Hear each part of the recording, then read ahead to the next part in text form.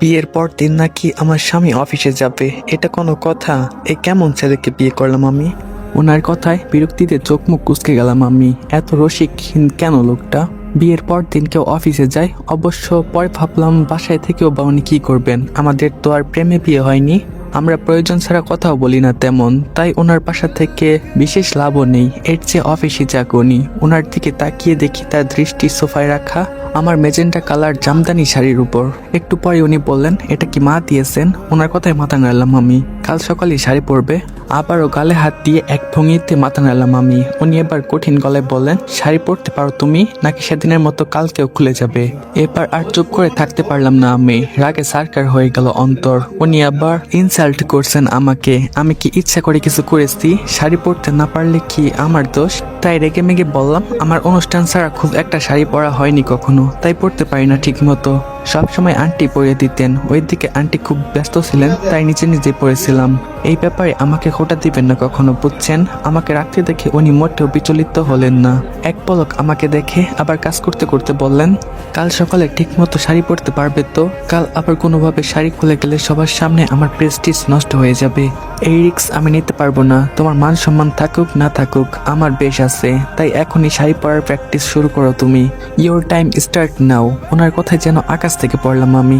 এই রাতের বেলা ক্লান্ত শরীর, আমি শাড়ি পরার প্র্যাকটিস করব? বলি কি লোকটা পাগল নাকি উনি? বিস্ময়তে চেপে কোনো মতে বললাম, আপনার কি মাথা নষ্ট হয়ে গেছে? এখন ঘুমানো বাদ দিয়ে কি শাড়ি পরবো আমি? উনি কাজ রেখে এবার আমার দিকে পূর্ণ দৃষ্টিতে তাকালেন। তার চাহনি দেখে থমকে গেলাম আমি। এভাবে কেন তাকিয়ে আছেন হঠাৎ? বাইরের লোকজন তো মনে করবে এমনিতেও আজ রাতে তোমার ঘুম হবে না, তাহলে রাত জাগতে ক্ষতি কি? কথাটা বলি পুনরায় কাজ করতে লাগলেন উনি। ওনার কথাটা বুঝতে আমার কয়েক সেকেন্ড লাগলো। অর্থ বুঝতে পেরে লজ্জায় লাল হয়ে গেলাম আমি। লোকটা এমন বেহায়ার মতো কথা বলতে পারেন জানতাম না তো। কিছুক্ষণ থ মেরে তাকাই হলাম ওনার দিকে। কি হয়েছে একবার বলছে কানে যায়নি? নিজে নিজেই শিখে নাও। অন্যের উপর নির্ভরশীল না হয়ে সব বিষয়েই স্বাবলম্বী হওয়ার দরকার সবার। তাই তাড়াতাড়ি কাজ শুরু করো, নয়তো বাড়ির লোকদের ধারণা সত্যি হতে পারে। ওনার কথায় লজ্জায় অস্বস্তিতে মাথা ঘুরলো আমার। চোখ বড় বড় করে তাকালাম। মুখ দিয়ে আপনা আপনি বের হলো, ছি। তারপর তড়িঘড়ি করে বিছানা থেকে নেমে কামিজের উপরে শাড়ি পরার চেষ্টা করলাম।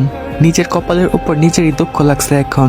কেউ কখনো শুনেছে বাসর ঘরে বর বউকে দিয়ে শাড়ি পরানোর প্র্যাকটিস করায়? এটা কেমন মানুষের সাথে ফেসে গেলাম আমি, হায় রে খোদা। বেশ কয়েকবার ব্যর্থ চেষ্টা করে ক্লান্ত হয়ে গেলাম আমি। এদিকে পূর্ণ মনের সুখে বিছানায় হেলান দিয়ে নিজের মতো কাজ করেই যাচ্ছে ল্যাপটপে। আমাকে শাড়ি পরতে দিয়ে যেন কাজের মধ্যে ডুবে গেছে। ওনাকে দেখে মাথায় রাগ চড়ে গেল আমার। নিজে হেলান দিয়ে আরাম করছেন আর আমি কষ্ট করে শাড়ি পরবো? পারবো না আমি আর। যতটুকু শিখেছি যথেষ্ট, এরপর যা হবার হবে দেখা যাবে। আর বরার মতো আসেনি, আমি ঠিক মতো না পারলে তাকে ডাকবো, তাহলে তো আমার টেনশন নেই। অযথা এই লোকের কথা শুনে কেন কষ্ট করলাম আমি? আমার কি রেস্টের দরকার নেই? শাড়ি খুলে রেখে সোফায় সরে ফেললাম। তারপর কিছু না বলেই বিছানায় বসে পড়লাম আমি। ভেবেছিলাম উনি হয়তো কিছু বলবেন, এত তাড়াতাড়ি কেন উঠে এসেছি। তবে আমাকে অবাক করে দিয়ে উনি কিছু বললেন না। মনে মনে একটা স্বস্তির নিঃশ্বাস ফেললাম আমি। আর চোখে ওনার দিকে তাকিয়ে বেডের সাথে হেলান দিলাম। উনি এখনো কাজ করে যাচ্ছেন। এদিকে আমি ঘুমের চোখে ঢলে পড়ছি একটু পর পর। হঠাৎ ওনার গম্ভীর আওয়াজে ঝিমুনি কেটে গেল আমার। এভাবে না ঝিমিয়ে সরাসরি ঘুমিয়ে গেলি পারো?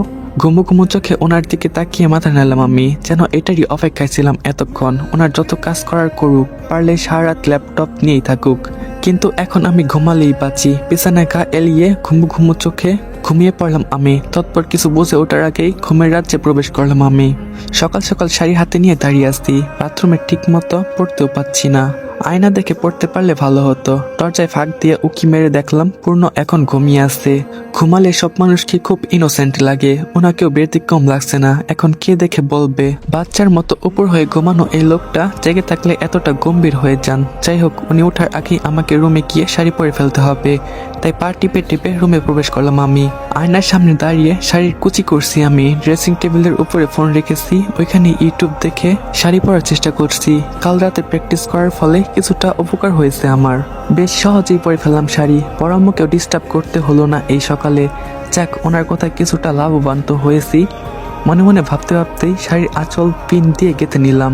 হালকা সেজে বাইরে যাওয়ার জন্য রেডি হয়ে শেষবারের মতো নিজেকে আয়নায় দেখলাম। একদম নতুন বইয়ের মতো লাগছে।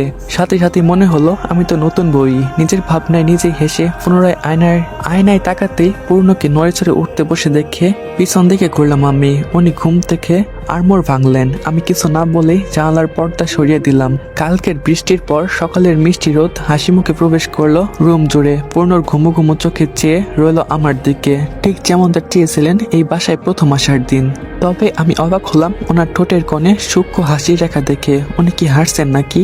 ব্রুকুসকে সেদিকে চেয়ে থাকলাম আমি। ঘুমের রেশ মনে হয় কাটেনি ওনার। কিছুক্ষণ পর না পেরে জিজ্ঞেস করে ফেললাম, কি হয়েছে, হাসছেন কেন? আমার কথায় ব্রুকুসকে তাকালেন উনি। একবার চোখ বন্ধ করে কিছুক্ষণ পর মাথা ঝাঁকিয়ে চোখ খুললেন। এরপর মুখটা আবার বাংলার পাঁচের মতো গম্ভীর করে ফেললেন। এভাবে সংসারে বাইরে যাচ্ছ কেন? চিকারও হাসি পাবে তোমাকে দেখে। কথাটা বলে আমাকে পাশ কাটিয়ে ফ্রেশ হতে চলে গেলেন বাথরুমে। ওনার দিকে চোখ পাকিয়ে তাকিয়ে রইলাম আমি। আয়নায় নিজেকে বড় করে দেখলাম আবার। না, খারাপ তো লাগছে না, আমায় বেশ ভালোই দেখাচ্ছে। কিন্তু তাও ওনার মুখ থেকে ভালো কথা তো বেরোবে না। খারাপ লোকটা সকাল সকালও ছাড়লো না আমায়। রাগাতেই হবে আমাকে। কথাই বলবো না ওনার সাথে। কটমট করে ওনার দিকে তাকিয়ে রুম থেকে বেরিয়ে গেলাম আমি। যাওয়ার আগে লক্ষ্য করলাম ওনার বাথরুমের দরজা আধ খোলা রয়ে গেছে। বাথরুমের আয়নায় বরাবর দাঁড়িয়ে আছেন উনি। সেখান দিয়ে দেখা যাচ্ছে ওনার ঠোঁটের কোণে আবারও সেই মুচকি হাসি। পুনরায় ভ্রু কুঁচকে গেল আমার। অদ্ভুত তো, লোকটার হয়েছে কি সকালবেলা এভাবে একা একা লুকিয়ে লুকিয়ে হাঁটছেন কেন? রান্নাঘরের দরজায় উকি দিতে চোখ পড়লো। কাজ করছেন বড় আম্মু। ওনার কাছে টুকিটাকি সাহায্য করছেন রাইসা। আমি এগিয়ে গিয়ে যোগ দিলাম তাদের সাথে। আমাকে দেখে দুজনই হাসি মুখে তাকালেন। আমিও হেসে বললাম, কি করছো তোমরা বড় আম্মু? এই তো সকালবেলা বাড়ির মেয়েদের যা কাজ হয়, রান্না বসিয়ে দিলাম চুলায়। না খেয়ে তো অফিস যাবে না কেউ। আমিও কিছু করি, আমি কিন্তু রান্না পারি, ভাব নিয়ে বললাম আমি। আমার কথা শুনে রাইসা মাথা নাড়িয়ে সায় দিয়ে জানালো, হ্যাঁ মা, ও ঠিক বলেছে। তুরফার রান্না বেশ মজার, স্পেশালি ওর হাতের পায়েস। উফ, তোমরা যেদিন আমাকে দেখতে এসেছিলে সেই দিন তো ওই খাবার বানিয়েছিল তোমাদের জন্য। দাদি অযথা আমার নাম নিয়েছিল। মাথা চুলকে বলল রাইসা। বোঝা গেল নিজ দাদির কর্মকাণ্ডে ও বেশ লজ্জিত। ওর মুখ দেখে বেশ হাসি পেল আমার। একই হাসি পেল বড় আম্মুরও। আমরা দুজনেই একসাথে হেসে উঠলাম। আমাদের দুজনের হাসি দেখে ওইও হেসে ফেললো। হাসতে হাসতে বড় আম্মু বললেন, তবে আর যাই বলিস না কেন, পায়েসটা কিন্তু দারুণ মজার ছিল। খাবার শেষে এমন ডেজার্ট পেলে আর কি লাগে। আমার পূর্ণর মতো মানুষ রান্না খেয়ে বাসায় এসে প্রশংসা করেছিল। তাহলে মানতেই হবে তুরফার রান্নার হাতে চমৎকার আছে। বড় আম্মুর কথা শুনে চমকে গেলাম আমি। পূর্ণ ভাইয়া আমার রান্নার প্রশংসা করেছিল। ইস, মিস করে ফেলেছি আমি। আজকেও আমি রান্না করলে কি তবে ওনার প্রশংসা পাবো? মনে মনে ভাবলাম আমি। তৎপর গল্প গুজব করে আমরা তিনজন মিলেমিশে রান্না শুরু করলাম। দেখতে দেখতে কিছুক্ষণের মধ্যে রান্না শেষ হয়ে গেল আমাদের।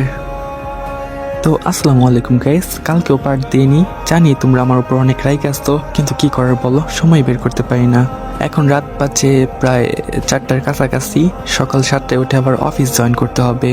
অফিস থেকে আস্তে আস্তে রাত পাই যাচ্ছে 8টার কাছাকাছি। তখন আবার পড়াশোনা আছে, মানে আর কি সময়টা বের করতে পারতেছি না। তো সবাই আমাকে ক্ষমার চোখে থাকবা। তো ভালো থাকবা সবাই। আল্লাহ হাফেজ। দেখা হবে পরবর্তী পার্টে।